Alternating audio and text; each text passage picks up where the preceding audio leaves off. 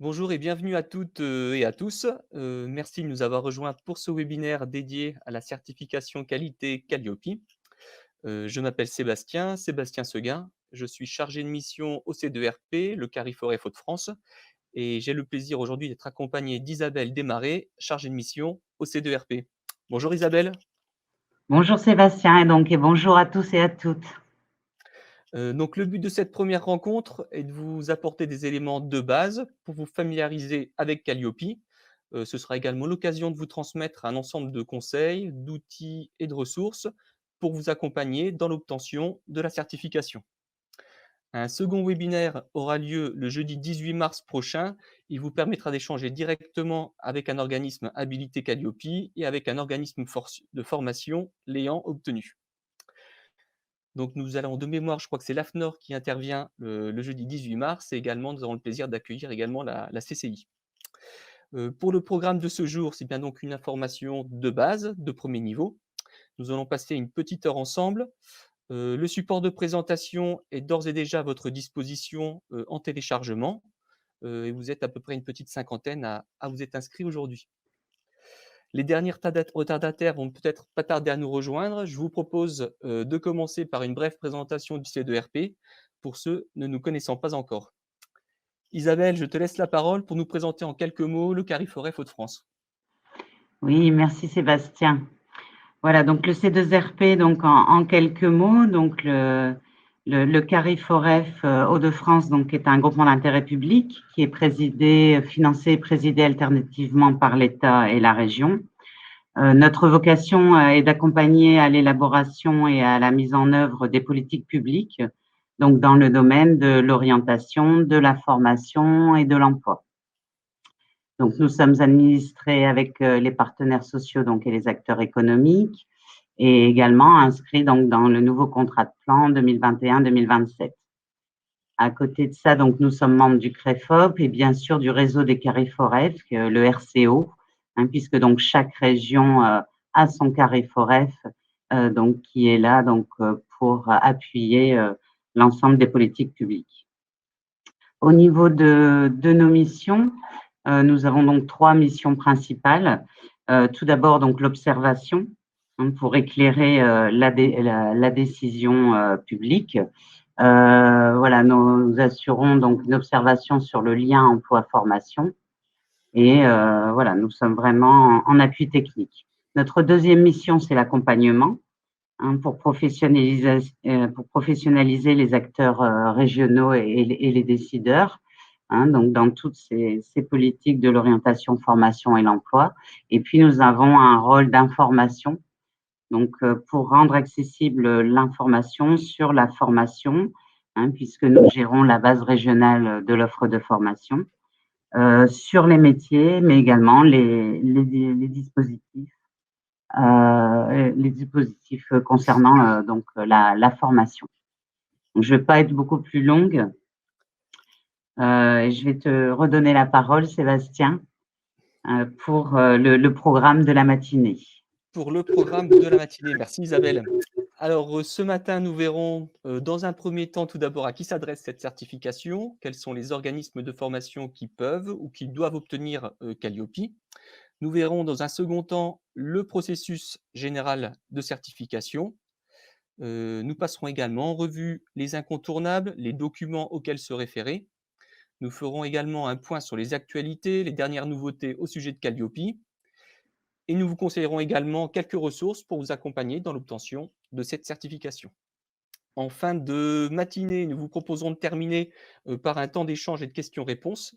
Vous pouvez, à ce titre, tout au cours du webinaire, poser vos questions via l'onglet « Questions » se situant à droite de votre écran. Mais tout d'abord, en introduction, nous allons revenir sur la place de la qualité dans le domaine de la formation professionnelle.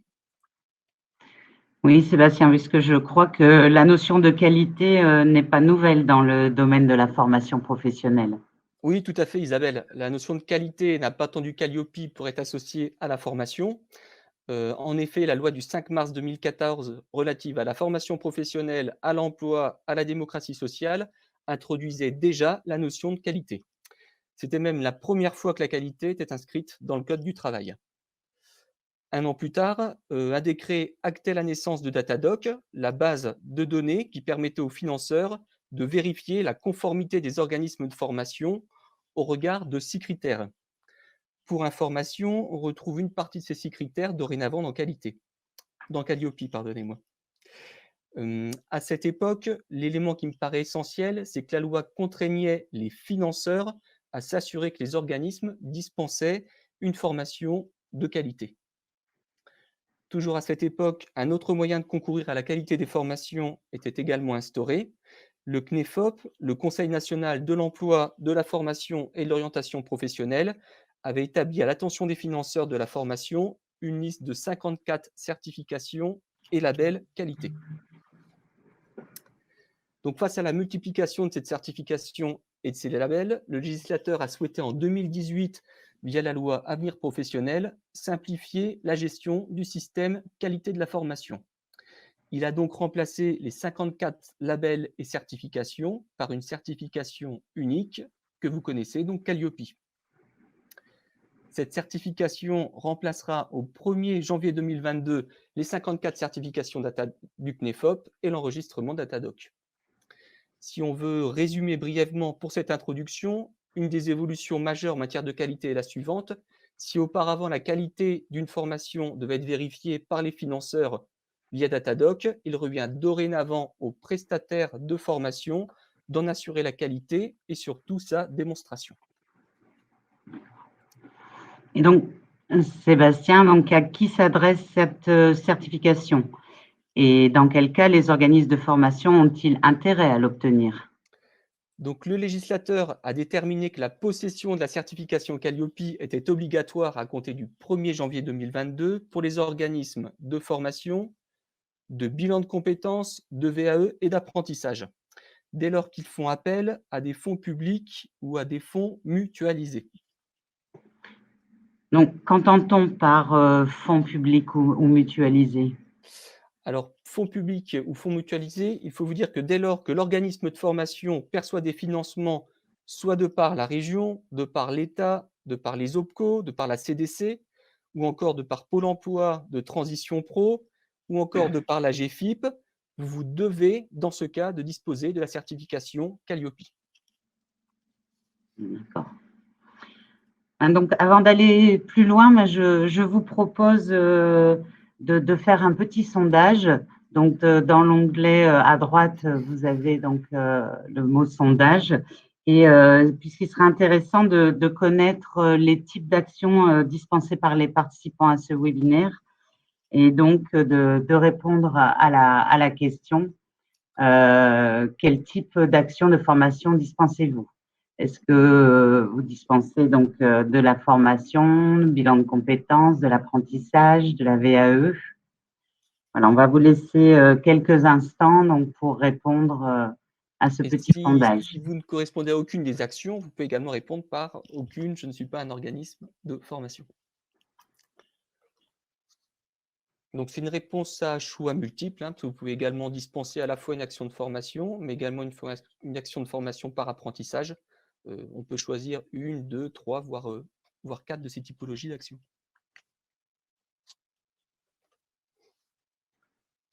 Voilà, bon, donc à ce stade, donc on peut dire que donc vous êtes une majorité d'organismes à dispenser les actions de formation, donc pour 39%. Et puis après, un petit peu à part égale, donc apprentissage, VAE, bilan de compétences. Très bien, merci. Nous allons passer maintenant on va passer en vue quelques cas particuliers qui vont peut-être vous aider un peu dans la compréhension de la certification Calliope. Si votre organisme ou si vos clients sont à 100% des entreprises privées, cela correspond au marché privé, donc au marché qu'on appelle de gré à gré, et dans ce cas, la certification qualité n'est pas obligatoire. On va prendre un autre cas spécifique. Si vous êtes un organisme de formation multisite, vous devez de disposer d'une certification Calliope pour chaque numéro de déclaration d'activité que vous disposez, les fameux NDA.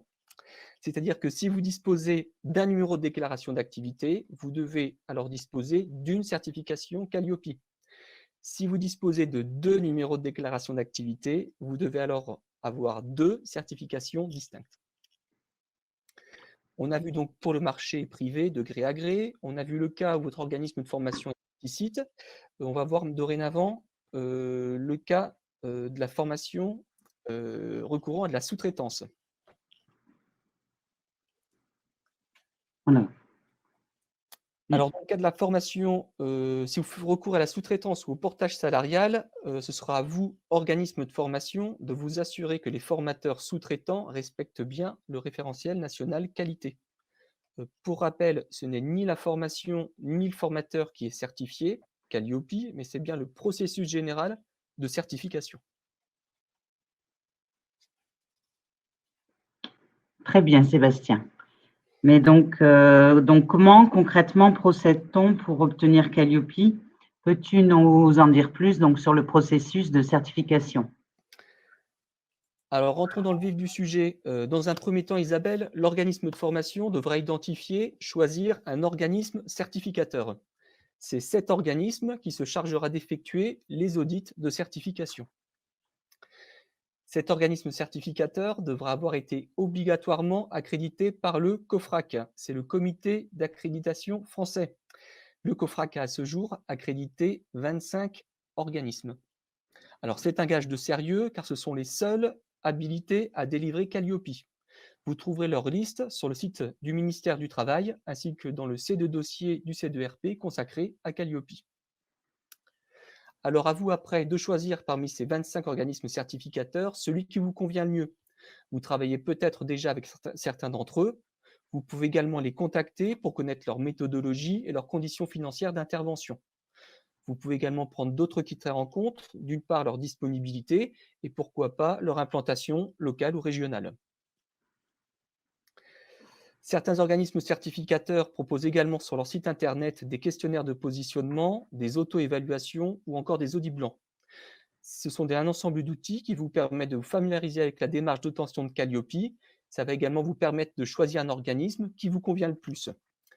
N'hésitez pas à les contacter pour connaître leur implantation, leur méthodologie et surtout, j'insiste bien, leurs conditions financières d'intervention.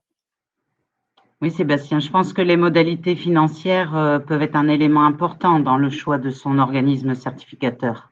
Oui, tout à fait. Afin de limiter tout abus, le législateur a fixé un barème détaillant le nombre de jours d'intervention des organismes certificateurs. On vous conseille de comparer par conséquent le coût de la certification au global sur les 3 ans. Il ne faut pas uniquement se comparer le coût du premier audit, mais comparer la certification sur les 3 années. Demandez également à votre organisme certificateur si son devis intègre par exemple des frais de déplacement des auditeurs. Ça peut être des éléments à prendre en compte. Donc les plafonds de la procédure d'audit sont variables. Ils sont variables en fonction de 3 critères, en fonction du chiffre d'affaires de votre organisme, du nombre de types d'actions que vous dispensez, mais également selon le nombre de sites à auditer. C'est-à-dire que si votre structure propose à la fois des actions de formation et d'apprentissage et de VAE, la durée de l'audit sera plus longue et le coût de la certification également. Alors, il y a une petite spécificité. Pour votre information, la durée de cet audit peut être allégée si votre organisme de formation dispose déjà d'une certification présente sur la liste du CNEFOP. Vous vous rappelez les 54 fameuses labels et certifications. Donc, je pense que c'est pour cela, si j'ai bien compris, qu'il convient de définir dans un premier temps avec l'organisme certificateur le périmètre d'activité que l'on souhaite voir audité et certifié. Voilà, c'est une des premières questions à poser et une information indiquée à votre organisme certificateur. C'est à vous de lui indiquer si vous voulez faire certifier vos actions de formation et lesquelles. Est-ce que c'est des formations d'actions uniquement de formation ou de bilan de compétences ou de VAE ou d'apprentissage? Et donc, plus vous aurez de types d'actions à vouloir certifier, plus la procédure sera longue et plus elle sera onéreuse. D'accord. Donc, les organismes certificateurs sont-ils les seuls à pouvoir délivrer Calliope? Alors, on a parlé en effet des organismes certificateurs, mais il y a également ce qu'on appelle les instances de labellisation. Ces dernières sont au nombre de 7 et elles sont reconnues et désignées par France Compétences. Dans la pratique, la mobilisation, des instances de labellisation est un petit peu moins fréquente pour obtenir Calliope, mais elle est tout à fait possible. Alors ces 7 instances de labellisation sont les suivantes.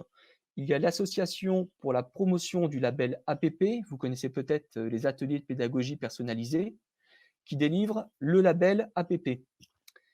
Il y a une autre instance de labellisation reconnue par France Compétences, c'est la Fédération nationale des CIBC pour le label opérateur de bilan de compétences. Il y a également France Éducation Internationale qui délivre le label Qualité français langue étrangère, le FLE. Il y a également le ministère de l'Éducation nationale qui est reconnu comme une instance de certification par France Compétences pour le label Eduform. Le ministère de l'Intérieur est également reconnu pour le label Qualité des formations au sein des écoles de conduite. Et il y a également une région qui dispose d'un label et de son propre label, c'est le label Certif Région pour la région Occitanie. Et enfin, le réseau des écoles de la seconde chance pour le label École de la seconde chance. Et donc, Sébastien, quelles sont les différences entre les organismes de certification et ces instances de labellisation? Alors, les instances de labellisation, elles sont aptes à délivrer Calliope auprès des organismes de leur réseau. J'insiste bien. L'instance de labellisation vous permettra, en plus d'obtenir un double label, donc celui du label de l'instance de certification et en même temps Calliope. Ces instances-là ne peuvent pas vous délivrer uniquement Calliope, j'insiste bien. C'est une sorte de package. C'est-à-dire que vous allez obtenir Calliope plus le label des APP, ou alors vous allez obtenir la certification Calliope plus le label des écoles de la seconde chance. Mais donc, Sébastien, quel est l'intérêt de passer par une instance de certification au lieu d'un organisme certificateur? Alors, les intérêts sont multiples. Le premier qui me vient en tête, c'est disposer de la visibilité accordée par le label de ce réseau, de mettre en avant également le partage de valeurs communes. La seconde est de pouvoir partager avec ce réseau des outils, des informations, voire parfois des financements. Le troisième est d'optimiser un exercice qui pour certains est obligatoire, c'est-à-dire vous allez avoir recours à des fonds publics, vous devrez obtenir Calliope, mais pourquoi pas profiter de ces exercices pour avoir une deuxième labellisation, un deuxième label. Et puis un dernier point qui est également important, le coût de l'obtention de la certification est parfois moindre en passant par un organisme certificateur. D'accord.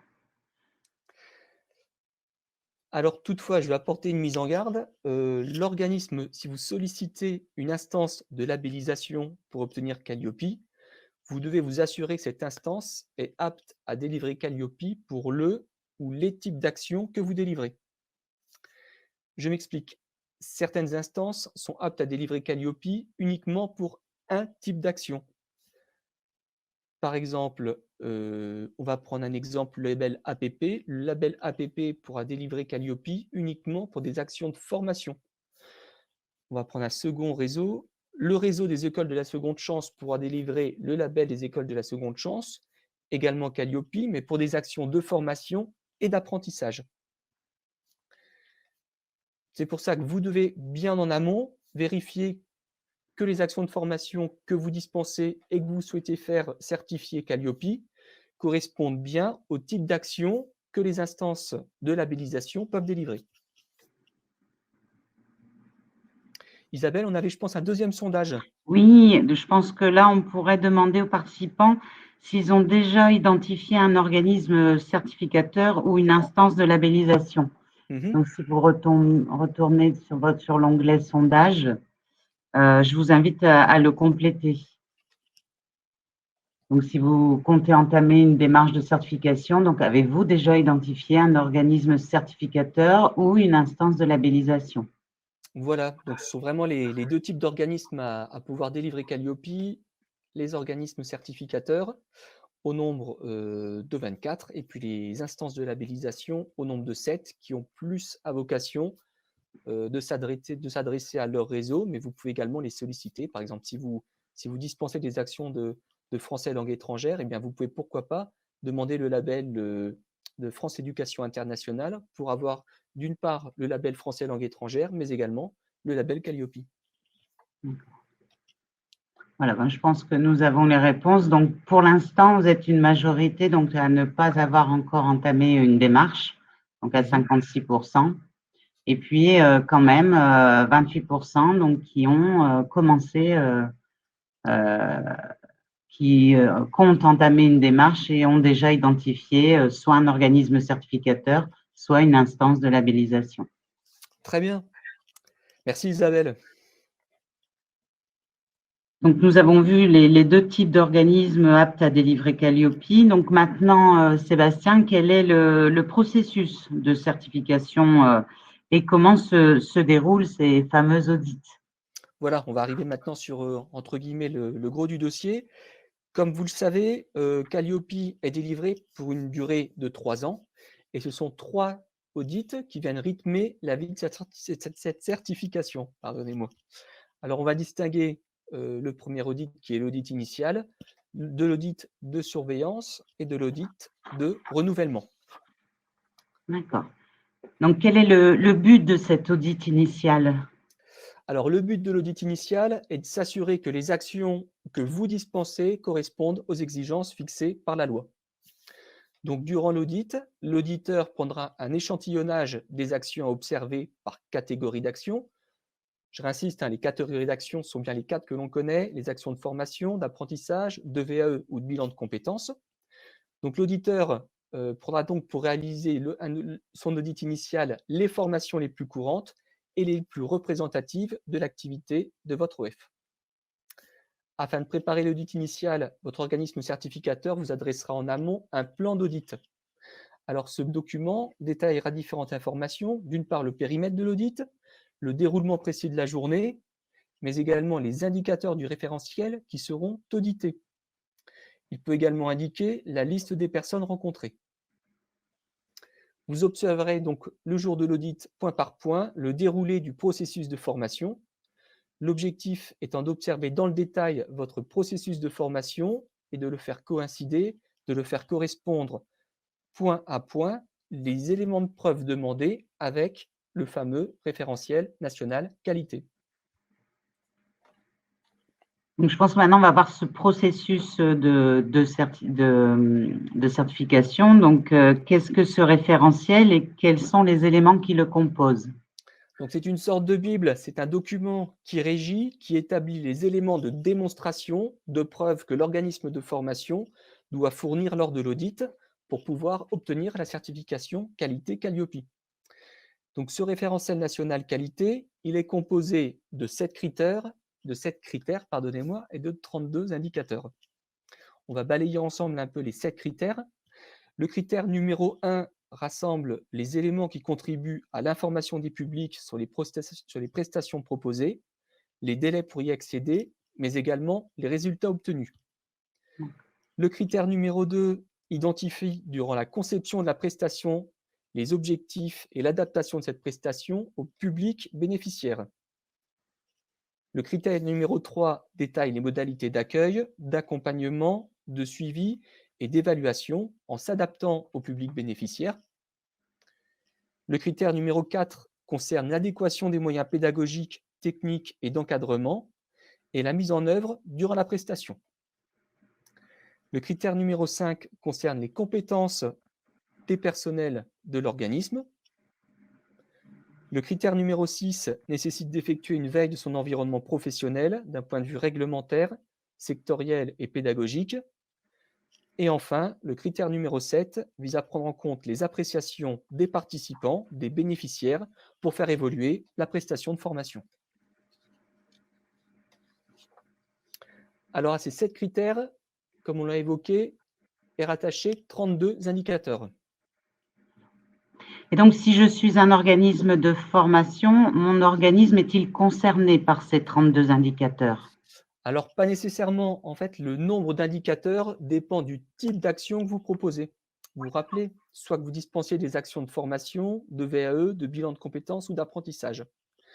Donc, sur ces 32 indicateurs, il y a 22 indicateurs communs à tous les types de formation. Et il y en a ensuite 10 qui sont spécifiques selon le ou les types d'actions que vous proposez. On va prendre un exemple. Alors, les organismes dispensant des actions de formation doivent ainsi répondre à 28 indicateurs, dont les 22 indicateurs communs, auxquels s'ajoutent 6 indicateurs spécifiques. Pour les formations en apprentissage, le nombre d'indicateurs est porté à 32. Il y a 22 indicateurs pour les bilans de compétences et enfin 24 indicateurs pour la VAE. D'accord. Et Sébastien, peut-on avoir un exemple d'indicateur présent dans le référentiel? Dans le fameux référentiel, oui, tout à fait. Oui, Alors, je vais prendre un exemple. Le premier critère de l'indicateur numéro 1, il est écrit tel quel. Le prestataire diffuse une information accessible au public, détaillée et vérifiable sur les prestations proposées, comme les prérequis à la formation, les objectifs, la durée, les modalités et les délais d'accès, les tarifs, les contacts, les méthodes mobilisées et les modalités d'évaluation, ainsi que l'accessibilité aux personnes handicapées. Donc, lors de l'audit, l'organisme de formation devra présenter des éléments de preuve démontrant qu'il répond à ses obligations. Alors, pour cela, il pourra présenter des plaquettes, un site internet, des supports de publicité, une convention de formation, des conditions générales de vente spécifiant et détaillant les différents éléments requis. Le but est bien de démontrer que le processus instauré par l'organisme de formation respecte le référentiel national qualité. Il faut démontrer que ces démarches aient bien lieu ou alors qu'elles soient en cours de déploiement. d'accord. Donc, si j'ai bien compris, durant l'audit, l'auditeur regardera pas à pas le process mis en place au sein de l'organisme et il demandera qu'on lui fournisse des éléments de preuve afin de garantir que le process de formation réponde bien aux exigences et aux Exactement. indicateurs du référentiel national qualité. Voilà. Alors, les éléments de preuve vont être appréciés au fur et à mesure de l'audit. On va dérouler, on va expliquer pas à pas le process pour mettre d'une part à jour les points forts de la structure et ce qui doit rester encore amélioré, sujet par sujet, point par point. D'accord. Si le processus de formation correspond au référentiel national qualité, votre auditeur, dans ce cas-là, va rendre un avis au comité de décision de son organisme. Si son avis est positif, il y a de grandes chances que la certification Calliope vous soit alors délivrée pour une durée de 3 ans. D'accord. Donc, c'est cela le premier audit, l'audit dit initial. Voilà, l'audit Et initial. Sébastien, tu avais parlé de 3 types d'audits. Quel est le second? Alors, une fois que l'audit initial, lui, est passé avec succès, il y a un second audit appelé audit de surveillance. Alors, le but de cet audit, c'est de s'assurer que le référentiel continue d'être bien appliqué après l'audit initial. Donc, l'audit de surveillance, en termes de calendrier, il est réalisé à mi-parcours entre le 14e et le 22e mois suivant l'obtention de la certification. Cet audit de surveillance peut être également effectué à distance, mais également en présentiel sur site. Alors, à la différence du premier audit, cet audit de suivi, l'auditeur viendra piocher au hasard une formation. Dans l'audit initial, c'était les actions les plus représentatives qui étaient retenues. Cette fois-ci, on piochera, on va dire, une formation au hasard et on va vérifier, là encore, la conformité du processus de formation de cette action avec le référentiel national qualité. Et donc maintenant, Sébastien, quel est le troisième audit? Alors, le troisième audit, c'est l'audit de renouvellement. Lui, il s'effectue durant la 3e année, juste avant l'expiration de la certification. D'accord.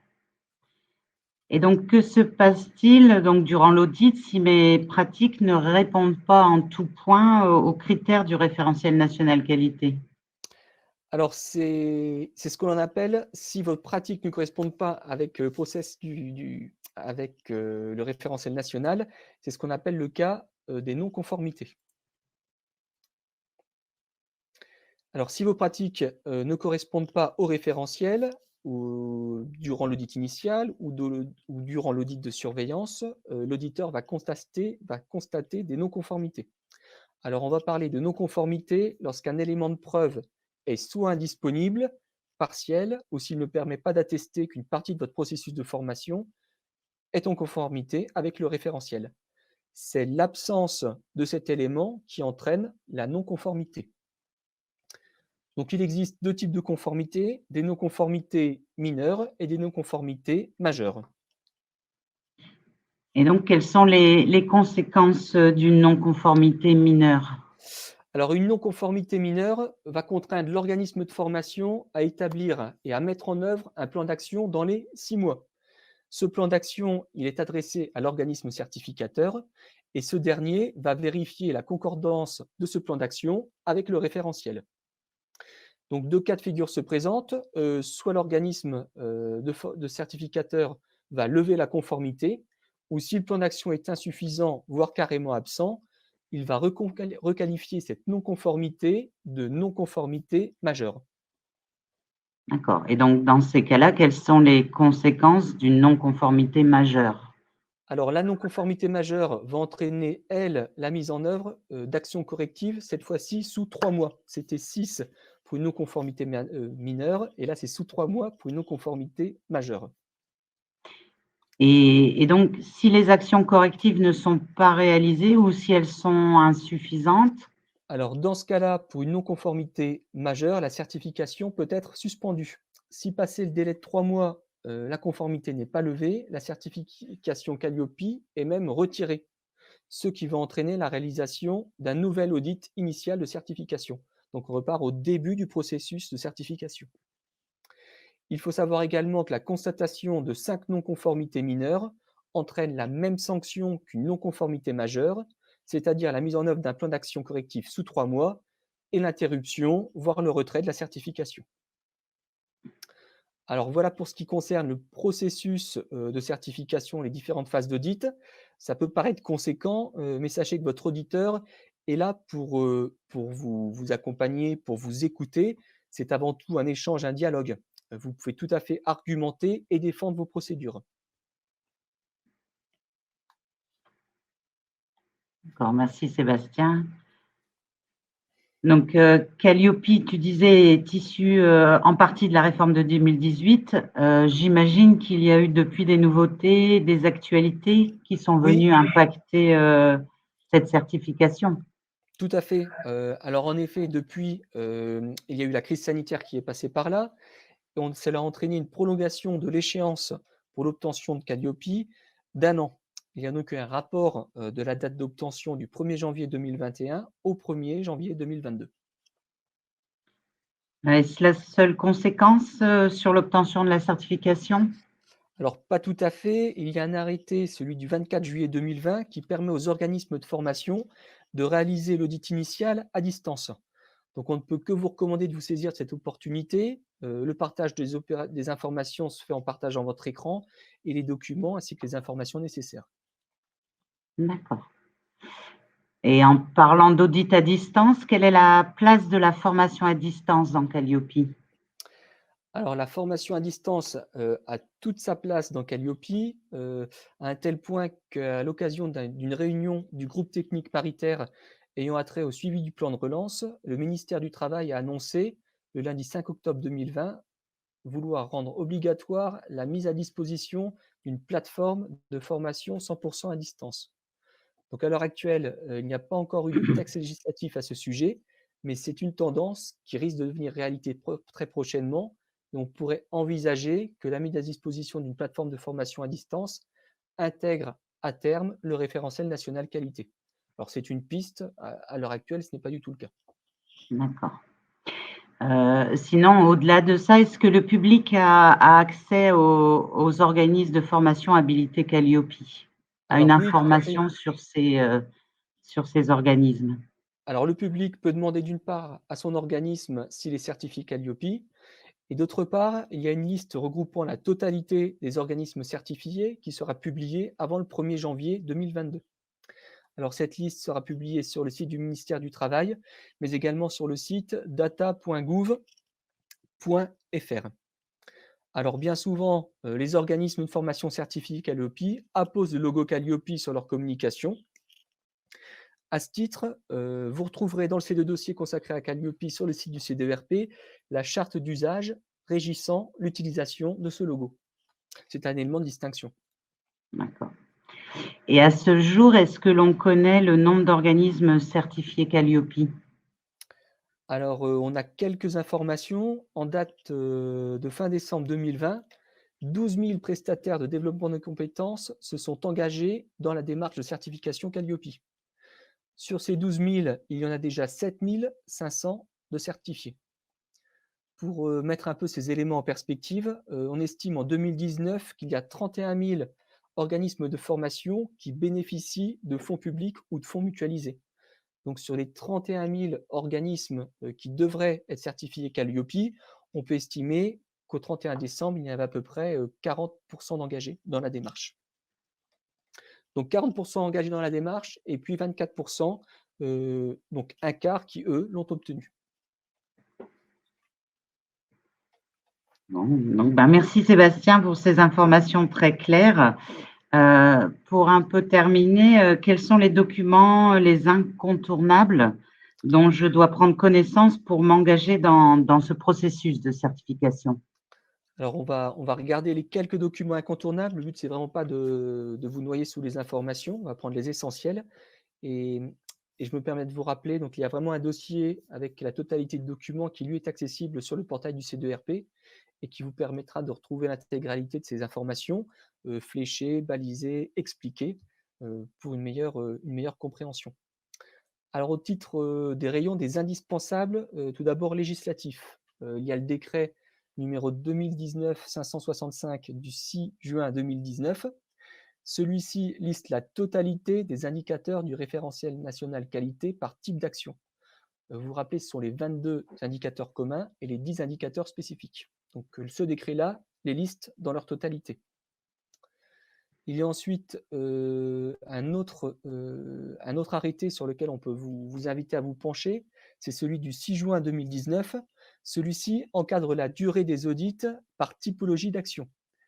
Ça va vous permettre de baliser et d'uniformiser les pratiques des organismes certificateurs et, comme on l'a dit, d'éviter toute dérive en termes d'intervention et de facturation. Un autre document qui nous paraît essentiel, il provient cette fois du ministère du Travail. Je veux parler du guide de lecture du référentiel national qualité.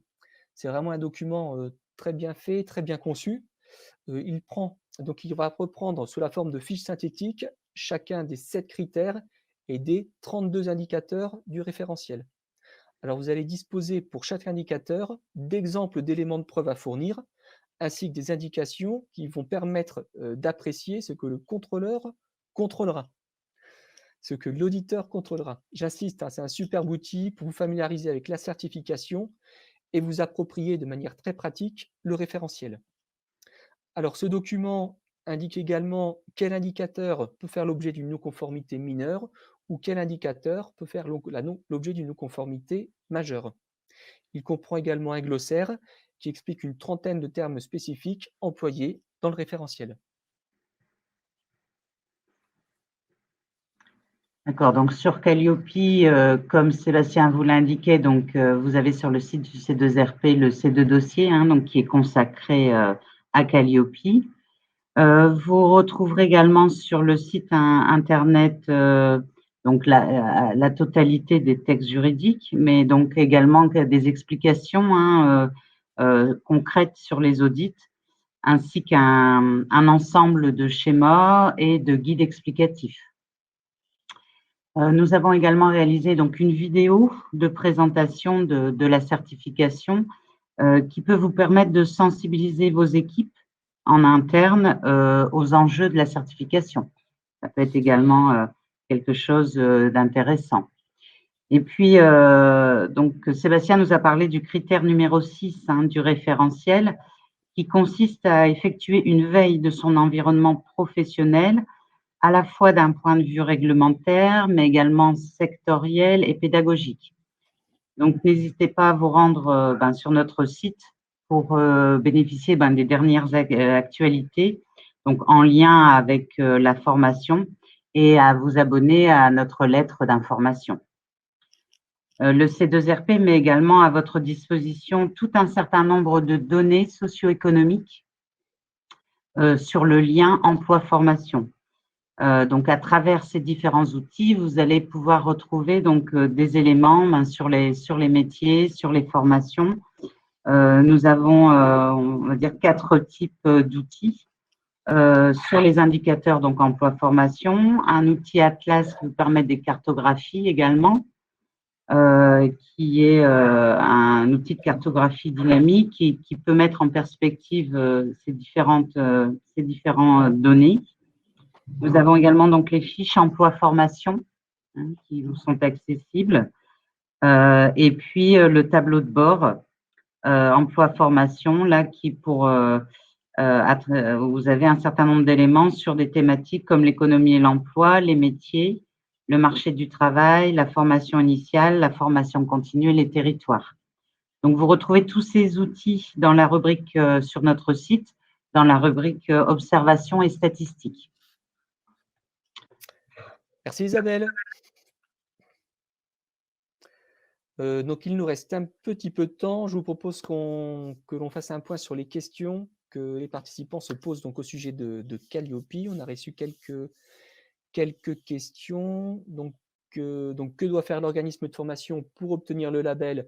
Donc, pour vous répondre très succinctement, hein, donc vous devez contacter soit un organisme certificateur ou une instance de labellisation, prendre contact avec eux, voir le périmètre, la typologie de type d'action que vous souhaitez faire certifier Calliope. Et puis ensuite, vous préparez aux différents audits en vous appuyant d'une part sur le référentiel national qualité, et également sur le guide de lecture publié par le ministère. Ça vous permettra de préparer le jour J de l'audit, d'avoir vos éléments de preuve et de mobiliser, je dirais, l'ensemble de votre structure, de votre organisme à cette certification. On a également une autre question. Donc, pour les établissements évalués à l'HCERES, le Conseil de l'évaluation de la recherche et de l'enseignement du supérieur, Calliope, est-il obligatoire? Donc là, en effet, c'est un cas un petit peu particulier. Il faut savoir que vous faites référence, j'imagine, aux établissements d'enseignement supérieur, qu'ils soient privés ou publics. Et pour les établissements d'enseignement supérieur publics ou publics, ces établissements sont exemptés de la certification Calliope. Alors toutefois, il y a quand même eu une conférence annuelle portant sur la qualité de la formation qui a été organisée, et France Compétences a entériné le 3 novembre 2020 la convergence des référentiels qualité des enseignements supérieurs avec le référentiel Calliope. Donc on va dire que les référentiels, pour l'instant, ils ont tendance à se rapprocher, mais pour l'instant, ce n'est pas une obligation de disposer de la certification qualité Calliope. Parce que quelque part, ces instances certifient déjà les formations dispensées. Donc, ça serait une double certification. Donc, c'est pour ça que voilà, il n'y a pas vraiment de certification Calliope finalement. Oui. Alors, on va prendre une nouvelle question.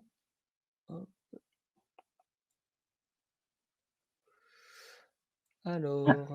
Sur la liste des organismes de formation certifiés Calliope, donc là, Sébastien, tu nous l'indiquais tout à l'heure, pour l'instant, il n'y a pas encore de liste. Non, pas encore. Donc, elle sera publiée au plus tard, avant le 1er janvier 2022.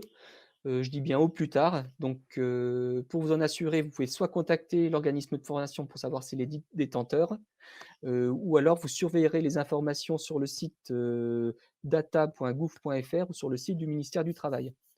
Quoi qu'il en soit, nous, on réalise une veille active du sujet.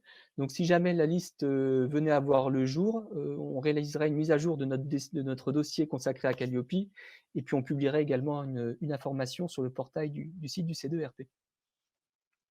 Isabelle, il y a peut-être une question pour toi. Y a-t-il un lien entre Calliope et le CPF? Voilà, donc c'est vrai que la certification Calliope, donc on est bien sur une certification de l'organisme. Le CPF, donc le compte personnel de formation, ne sont inscrits dans le CPF que des certifications professionnelles. Donc là, c'est une autre certification, puisque c'est le mode de certification de la formation. Et en fait, si on veut résumer très succinctement, pour être certifié, donc il faut que la formation soit enregistrée soit au RNC, soit au registre national des certifications professionnelles, soit au registre spécifique. Ça, donc, ça va faire l'objet d'un prochain webinaire. Ce sera un webinaire au mois d'avril qui va donc parler des certifications professionnelles donc beaucoup plus en détail et voilà, comment on peut rendre une offre de formation certifiante et du coup éligible au CPF. On nous, on nous demande également s'il y a une relation entre Calliope et le RSE. Donc, à ma connaissance, non, il n'y en a pas. Non, non. Voilà. De toute façon, donc là, l'ensemble des questions-réponses feront l'objet d'un document hein, donc qui va vous être envoyé par la suite et qui sera également mis sur le site. Hein, donc, avec un petit peu de tout ce dont on a parlé et puis les replays en même temps. Je ne sais pas, Sébastien, si tu veux Oui, voilà, en c'est ça. parler Donc, plus. on va reprendre le replay de la journée et puis on va également prendre l'intégralité de vos questions. On va éditer un petit question-réponse que l'on va intégrer sur le C2 dossier consacré à Calliope du C2RP. Et on vous enverra un petit lien sur votre adresse mail qui vous permettra d'accéder à la fois à ce dossier et à cette vidéo. Voilà, voilà. Le temps qui nous est imparti va être écoulé. Je vous remercie sincèrement d'avoir assisté à ce premier webinaire. Je vous rappelle qu'on a un second webinaire ce jeudi 18 mars à 11 h. Cette fois-ci, ça prendra plus la forme d'un temps d'échange et de témoignage avec un organisme certificateur, auquel cas, dans ce cas, ce sera donc l'AFNOR qui sera présent, mais également avec un organisme de formation habilité Calliope. Là, c'est la CCI qui aura la gentillesse de répondre à vos questions. Donc, n'hésitez pas, ce sera l'occasion de partager à la fois leur expérience, leurs conseils, et vous pourrez également leur poser toutes votre questions. Le but principal, c'est que vous puissiez aborder donc, cette certification en toute sérénité. Donc, si vous le souhaitez, vous pouvez vous inscrire à ce second webinaire sur le site du C2RP dans la partie agenda du site. Voilà.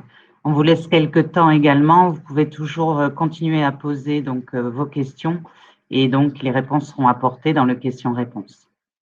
Voilà. Eh bien, écoutez, un grand merci. Je vous souhaite une très bonne journée. Merci pour votre attention et au revoir. Très bonne journée. À très bientôt. Au revoir.